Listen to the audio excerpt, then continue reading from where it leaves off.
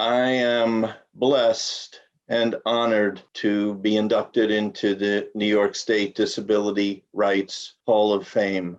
I have all my life been an advocate from my earliest childhood growing up in Brooklyn through my career years and on into retirement. Growing up in Brooklyn, my family was not schooled in raising a kid with a disability. They learned by the seat of their pants. Somehow, intuitively, they found the way to help me to believe that a disability was no more than an inconvenience. As a child, I learned how to talk truth to power. From the earliest childhood experience that I could remember of doing so, I was brought to a meeting with a summer camp director who really didn't want me to attend his camp because of my vision loss. My dad and he bantered back and forth in the office, and then he got to a point where he finally said, really, this is in Bobby's own best interest. What happens if he falls?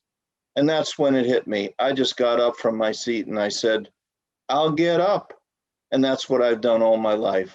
I've gotten up, knocked down, get up. Knock down again, get up again. These are the lessons that a person with a disability of any kind needs to learn. We had the same talking truth to power when my family and I had to confront the New York City public schools to keep me mainstreamed in my local school. We fought tooth and nail to keep me in the public school while my vision was being lost. And there was no special education at the time. But New York City Board of Education found itinerant teachers who came into the school and pulled me out of the class to teach me skills of blindness and to teach me Braille, which was my saving grace in life. Anybody with a vision loss that prevents them from reading regular print, I couldn't recommend more strongly to learn Braille. No matter how much we advance in the digital age and technology, I can tell you that I couldn't have had my 3 daughters in turn sit on my lap with a Braille and print book reading to them. There's no way you can do that if you're relying on digital speech format. I will always be grateful to have the opportunity to learn Braille. My trajectory in my career took me to Massachusetts for graduate school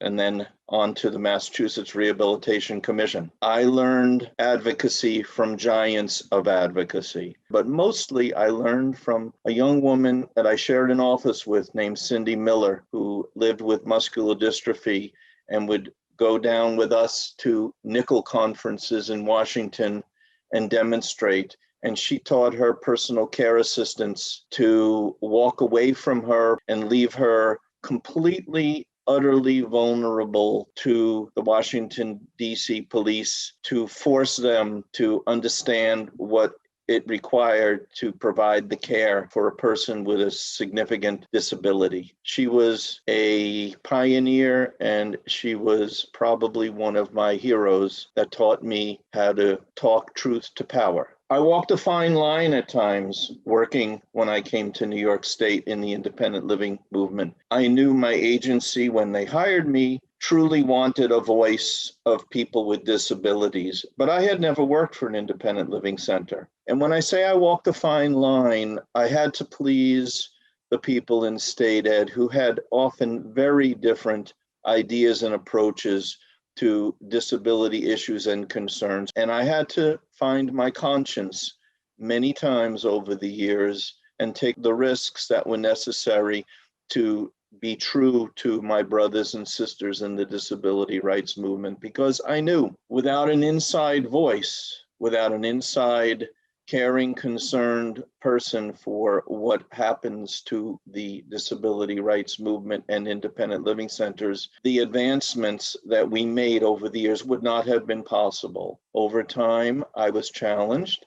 I should be, but I tried to be fair, I tried to be honest, and I tried to be true to the movement. Over the years, I worked with some fabulous people, incredible advocates who took chances, took risks to keep the voice at the table. And that's what we need. We need a voice at the table at all times, because we are a system that is cast away and cast out and often overlooked. I have taken the time during COVID to prepare my memoir. It's moving quickly toward finalization and production, and it should be released in 2021 in book form. If things stand, it will be called In Blind Sight. So once again, I thank you all. I dedicate my induction to my parents who worked so hard throughout my life to make me the person that I am. I dedicate it to my family, my children, my wife. I'm in great appreciation of the work that you do every day, and I have your back. Thank you.